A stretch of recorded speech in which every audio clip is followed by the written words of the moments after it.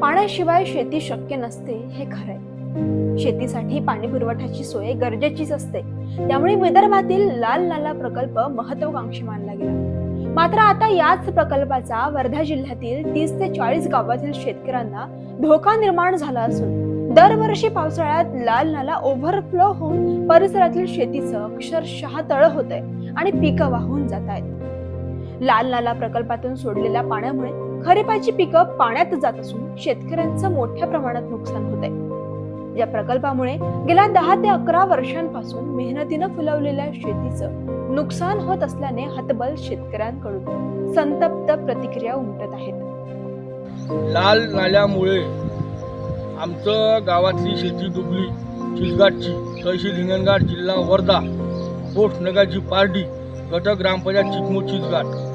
या लाल नाल्यामुळे आज आम्ही 10 वर्ष झाले दरवर्षी पूर फक्त लाल नाल्यामुळे, वरच्या पावसामुळे नाही, त्याच्यात जे पाण्याचा साठा जमा करून ठेवते ना, त्या साठा का तिकडे जास्त झाला का सोडून देते. इकडले कास्तकार मेले का जिथे राहिले का काही घेणं देणं नाही.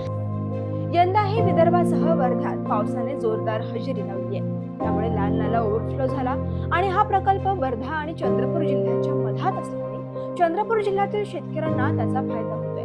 मात्र वर्धा जिल्ह्यात येणाऱ्या या 30 ते 40 गावातील शेतकऱ्यांना दरवर्षी पाणावलेल्या डोळ्यांनी आपलं बुडलेलं शेत आणि त्यातील पिकाकडे बघावं लागतंय. शेतकऱ्याचा जे पराठी, सोयाबीन, तुरी पूर्ण सल्फेट पाणी देऊन निंदण खुरपण करून करतो. यावर्षी मला तर असे बड्या होत्या, आम्हाला असं वाटलं का स्प्रिंकलर सारखा पाऊस पडून राहिला, मस्त वाटे.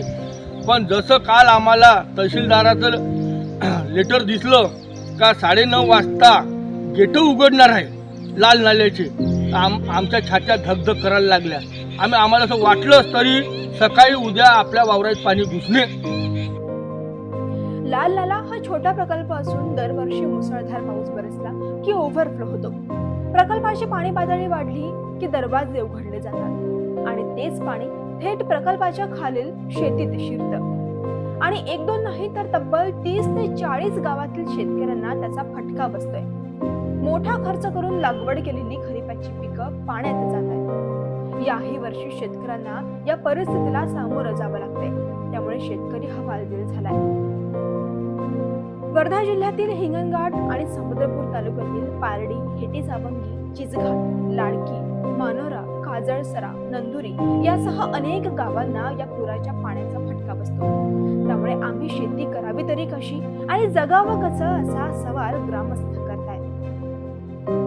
हिवाळ्यामध्ये शेतकऱ्यांना रब्बी पिकासाठी या लाल नाला प्रकल्पाचं पाणी मिळत नाही, परंतु खरीप पिकाच्या काळात या लाल नाल्यातील पाण्यामुळे शेतकऱ्यांच्या पिकाचं मोठ्या प्रमाणात नुकसान होत आहे. पोत्रा नदीच्या काठावर आमचे गाव आहे.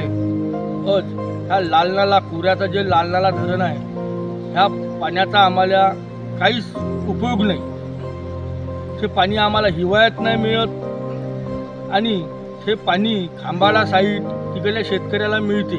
आपण त्या पाण्यापासून आमचे 40 ते 50 गाव लाल नाल्याचं जे पाणी सोडते, जे साठा बनवून ठेवते ते पाणी सोडून देते. हे आमच्या नदीवर त्याचा ओव्हरफ्लो काढून आहे. ते पाणी आमच्या नदीवर ओव्हरफ्लो सोडल्याच्यानं आमच्या शेतात डुबते. आम्ही दरवर्षी एकही वर्ष असं नाही, पावसाळा जास्त झाला तरी डुबते, कमी झाला पावसाळा तरी अचानक.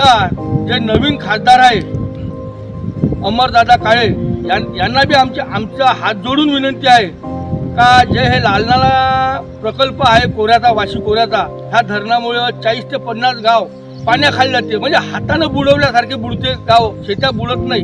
एक रात्रभर पाणी झाला तरी ऑटोमॅटिक दुसऱ्या दिवशी गेट खोलते आणि पाणी वावरात घुसते. बऱ्याचदा आमदार समीर कुणावार आणि माजी खासदार रामदास तडस यांच्याकडे शेतकऱ्यांनी गऱ्हाण मांडलं. मात्र ही समस्या प्रशासन सुद्धा समजून घेऊ शकत नसल्याने शेतकरी पुरता खचलाय. आमची एक विनंती आहे कलेक्टर साहेबाला आणि तहसीलदार साहेबाला, बिडो साहेबाला, तुम्ही जे पोत्रा नदीच्या काठावर गाव आहे त्यांचा सर्वे करायला लावा. पटवारी लोकायला, सचिवाला, इतर काही तुमचे कर्मचारी लोक असन तर समुद्रपूर तहसीलमध्ये आणि हिंगणघाट तहसीलमध्ये जे पोत्रा नदीच्या किनारी, पोत्रा नदीच्या जे काठावर गावं आहे ते प्रत्येक शेतकऱ्याचा तुम्ही सर्वे करायला लावा तुरंत मध्ये. लाल लाला प्रकल्पामुळे शेतकऱ्यांच्या जगण्या मरणाचा प्रश्न निर्माण झालाय. त्यामुळे आता तरी प्रशासन काहीतरी पावलं उचलून शेतकऱ्यांना दिलासा देईल हीच अपेक्षा.